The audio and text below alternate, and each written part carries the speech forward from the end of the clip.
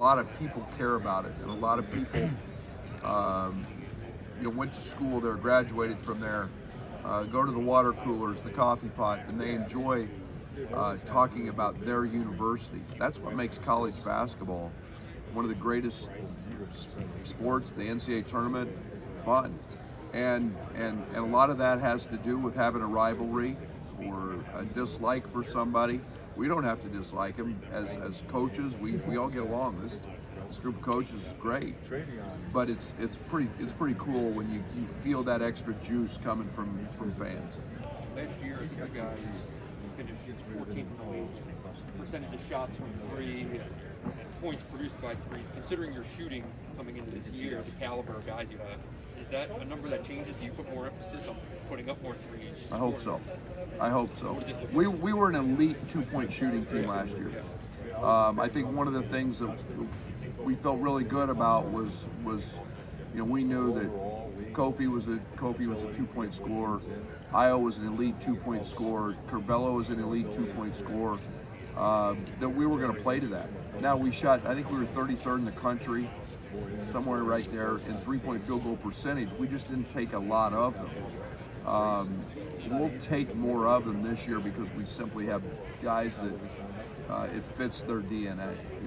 I need Trent Frazier to take a couple more. I need Alfonso Plummer to have a game where he has, like he had in the Pac-12 tournament, where he makes 11. We have guys capable of that. Coleman Hawkins, DeMonte Williams, Jacob Grandison might be our best 3-point shooter. So I think we've built that around Curbelo a little bit with that in mind, and Kofi, and kind of pick your poison. In terms of Kofi developing as a passer out of the post, out of double teams, things like that, where is he in that progress? Much improved. We have days we don't let Kofi shoot it. He's got to pass it, and he's got to make the right read. And again, that's something that experience is huge. Knowing where defenders come from, knowing where the play is, where we're at. He's grown there immensely. As far as Curbelo goes, I wonder what it was like watching him in high school on a team with Zed Key, who's also in the Big Ten. A lot of talent on that roster. What was it like going to some of those games and seeing those guys playing together? Well, I'm fascinated with passing, first and foremost. So that stood out. And there's very few people, in my opinion, that make others better, and literally can make others better and dominate a game. And Dre, all of a sudden, you look down, he's got 17 points and he's got 8 or 9 assists. He's always been a great rebounder. I think last year in a game, he was, first game maybe he almost had a triple double. So it's it's fun to see guys enjoy making others better.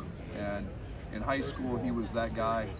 Lou High was one of the great teams in the country, and it was largely due to his playmaking abilities. When you can see two guys like that who are high school teammates and then are going to play against each other in the Big Ten for however long they decide to both be in the Big Ten, what is that like for you, maybe just as a fan of the game, to get to see those friendships then, take another level at the college level? Yeah, that's fun. Those guys know each other. They've got a lot of sweat equity together, through their high school days, and now they've got to go do it and shift gears a little bit and do it for their respective institutions. So that's always fun. Those guys always get up for a little bit, and they get bragging rights, in the summer back at home. So that's one of the things that makes basketball fun. Andre said that he felt he had a role in bringing Alfonso to your team. What did you see in that, with their connection, and how did Curbelo maybe influence him? Well, Dre knew we were trying to recruit shooting and enhance our perimeter shooting. And again, there was a connection. They knew each other from Puerto Rico. They knew we knew his reputation. That was a huge piece of what we do. And then when you start looking and watching film and you see the success, he was extremely well coached with Larry at Utah, and a guy that, again, I don't care about size. I don't care about that young man can make a basket and do it at a very high level, and big piece of it. What you feel walking in here today? 7 months ago you walked out here, maybe the lowest of your career. Yeah, I felt it more going in the tunnel than I did walking out here. driving in. You tend to remember those moments. But again, one of those, pretty crappy moment, but get beyond it, move on. Let's go do it again. I think every great program's had those moments. But I'll take coming back here anytime and trying to create a new memory. Coach, you talked about pushing Kofi and how he likes to be challenged. How do you do that? Like, what does that look like for you in practice? Probably can't put that on camera or film. But, Kofi wants to be pushed. Kofi wants to know when he's not doing the right things. And I use Kofi as an example a lot. Sometimes in stuff that he didn't even do wrong, but that our team might not have been great at or done something. And I single Kofi out. He's man enough. He expects that. He's grown up. He's a leader. But yet he's one of those guys that, hey, if my motor slips or I'm not doing this, get on me, remind me. And sometimes I do that louder than other times.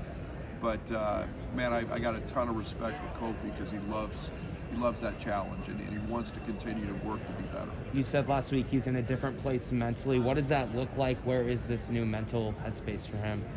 Your junior year in college is truly one of those years, and I said this about Io, where you get to play against your peers at your maximum level.